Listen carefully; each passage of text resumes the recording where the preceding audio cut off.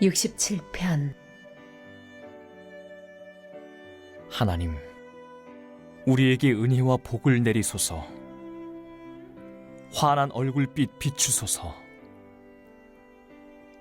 주께서 어찌 일하시는지 온 나라가 보게 하시고, 주께서 어찌 구원하시는지 모든 민족이 알게 하소서.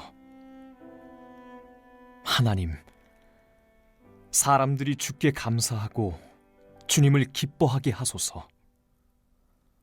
모든 민족이 주께 감사하고 주님을 기뻐하게 하소서. 주께서는 흩어져 있는 모든 자를 공명정대하게 심판하고 보살피는 분이시니 그들이 행복해지고 그 행복 큰 소리로 이야기하게 하소서. 하나님, 사람들이 주께 감사하고 주님을 기뻐하게 하소서. 모든 민족이 주께 감사하고 주님을 기뻐하게 하소서. 땅아, 내 풍요로움을 드러내어라. 오 하나님, 우리 하나님, 우리에게 복을 내리소서. 오 하나님, 우리에게 복을 내리소서. 온 땅아, 주께 영광을 돌려드려라.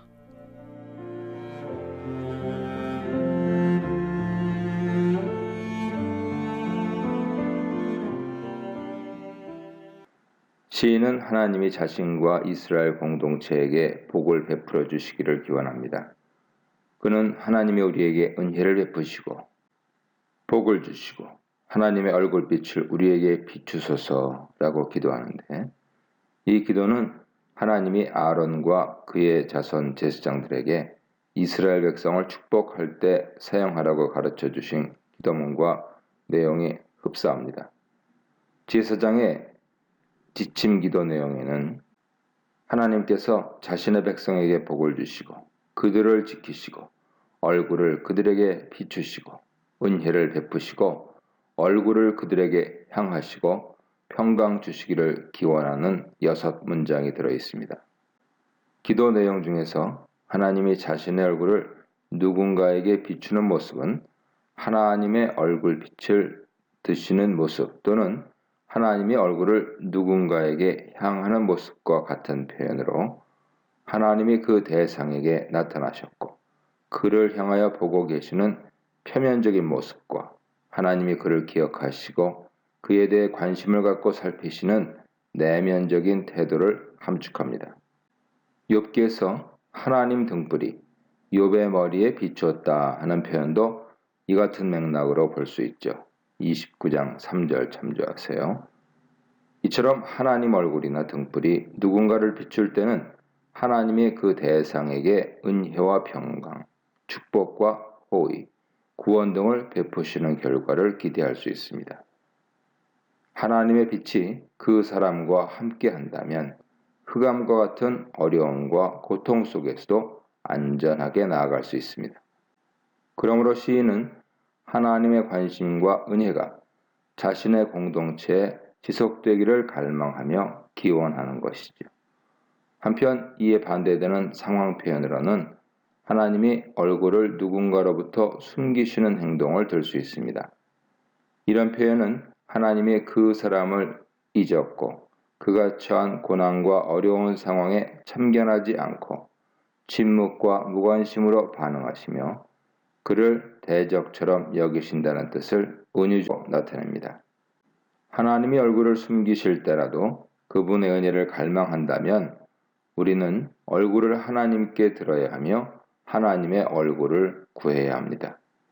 공동체를 향한 하나님의 축복과 은혜를 기원한 시인은 그 결과로 공동체 안위와 복을 기대하는 것에 머무르지 않고 이 소식이 온 세상에 알려지기를 소망합니다. 그는 하나님이 이스라엘에게 베푸실 은혜를, 특히 하나님의 길, 여기서 도로 번역됐는데요. 길과 구원으로 연결하였습니다. 이스라엘에게 내리시는 하나님의 축복과 은혜를 통해 하나님이 추구하시는 방향과 방법을 포함한 그분의 말씀이 만국에 알려지고 하나님이 자신의 백성 이스라엘을 보살피고 구원하는 일이 만국에 알려져 그들도 하나님의 길과 구원의 은혜를 구하고 그와 같은 축복을 받기를 갈망합니다. 3절 5절입니다. 시인은 온 땅에 있는 만국과 거기 사는 백성들이 하나님을 찬양하기를 고대하고 있습니다. 특히 이 시편은 7절의 짧은 시편이지만 1절을 제외하고 매 절마다 땅, 나라, 백성, 민족 등 세상을 가리키는 단어들이 등장하고 모든이라는 단어가 자주 나오며 마지막 7절에서는 땅의 모든 끝이라는 표현을 사용하여 이스라엘을 뛰어넘어 온 세계 나라와 민족을 향한 관심을 처음부터 끝까지 지속하고 있습니다. 이렇게 함으로써 첫째, 시인은 세계 어떤 나라나 민족도 하나님 다스림에서 제외되지 않고 모두 다 하나님 백성이라는 점을 확인시켜 줍니다. 둘째, 세계 모든 민족이 이스라엘에게 임한 하나님의 구원과 은혜를 듣고 그들도 그와 같은 축복을 받기를 기대합니다. 셋째, 온 세계 각 지역에서 하나님을 향하여 기쁨과 감사로 찬양을 드리게 될 때를 재촉합니다. 시인은 하나님 찬양의 이유로 그가 세상 재판장이며 왕 되심을 선포하였습니다. 이스라엘 역사 속에 나타나 있듯이 하나님은 이스라엘 백성을 인도하시고 어려움에서 그들을 구하실 때마다 그의 은혜와 공의를 따라 행하셨습니다. 이 하나님은 온 땅 만국 백성 또한 공평히 심판하실 것이며 그들을 통치하실 것입니다. 하나님의 공평과 은혜의 다스림을 받는 만국은 이에 화답하여 모두 기뻐하며 하나님께 목소리와 악기로 찬송을 드리게 될 것입니다. 시인은 앞서 3절에서처럼 5절에서도 모든 민족의 찬송을 반복하며 기원합니다. 시인이 만국을 향한 열정을 가지는 근본적인 이유는 무엇입니까? 그것은 하나님이 이스라엘을 만국 중에서 택하셨지만 그분이 단지 한 나라의 왕으로서 한 백성에게만 찬송을 받아야 할 분이 아님을 분명히 알고 있기 때문이지요. 하나님은 온 세상의 통치자이시므로 땅의 모든 이들로부터 하나님의 권능과 지위에 합당한 찬송을 받으실 권리가 있습니다. 왜 이스라엘에게 베푸시는 하나님의 구원과 은혜가 만국에게도 적용되어야 합니까? 이는 하나님이 아브라함을 이스라엘 조상으로 부르시고 그에게 주신 약속에 잘 나타나 있습니다. 하나님은 아브라함을 복주시고 이름을 크게 만드시고 그가 복이 되게 하겠다고 말씀하셨습니다. 아브라함이 복이 된다는 말은 하나님이 아브라함뿐 아니라 그의 자손과 그의 민족 이스라엘을 축복하시겠다는 뜻을 함축합니다. 하나님은 아브라함을 축복하는 자를 축복하시고 저주하는 자를 저주하겠다고 선언하셨습니다. 이렇게 함으로써 아브라함과 그의 후손 그리고 이스라엘에 대한 하나님의 보호와 축복을 확실하게 하셨습니다. 그러나 아브라함을 향한 하나님의 최종적인 축복과 아브라함을 복으로 만드시는 최종적인 목적은 그를 통해 땅의 모든 족속이 복을 받는 것이죠. 여기서 기억할 것은 오늘 시인의 기도를 통해 알 수 있듯이 모든 족속이 복을 받게 되는 것은 아브라함과 이스라엘 자체의 어떤 행위나 성품을 통해서가 아니라 그들에게 베푸신 하나님의 구원과 은혜를 통해서라는 점이죠. 하나님 성도인 우리는 영적으로 아브라함 자손이며 이스라엘 백성입니다.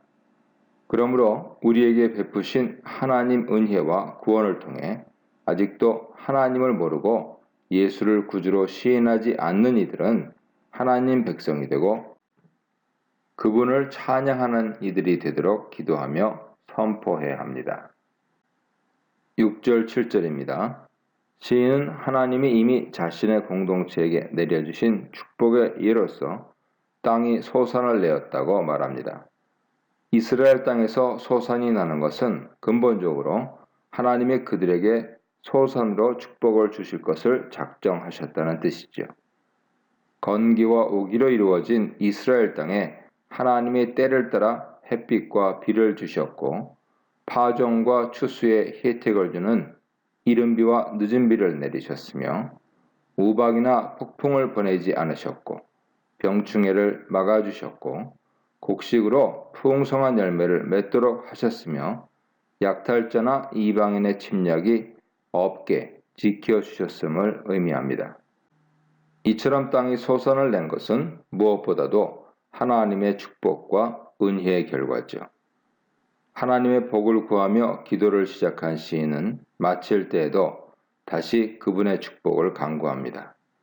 시인은 하나님의 축복을 두 차례나 더 반복 말하면서 하나님이 복을 주는 근원이심을 재확인해주고 그분의 이름으로 백성을 축복할 때 하나님이 그들에게 복을 내릴 것이라는 약속이 이루어지기를 재촉합니다. 또한 하나님이 백성에게 복 내리심을 통해 땅의 모든 끝에 있는 자들도 하나님이 세상 왕이시며 심판주임을 깨닫고 그분을 섬기며 예배하기를 바라봅니다. 이 문단에서는 우리에게 임하는 복, 온 땅에 임하는 구원, 우리의 찬양, 온 땅의 찬양, 온 땅에 임한 복, 온 땅의 경외에 대해 묵상해 보시기 바랍니다.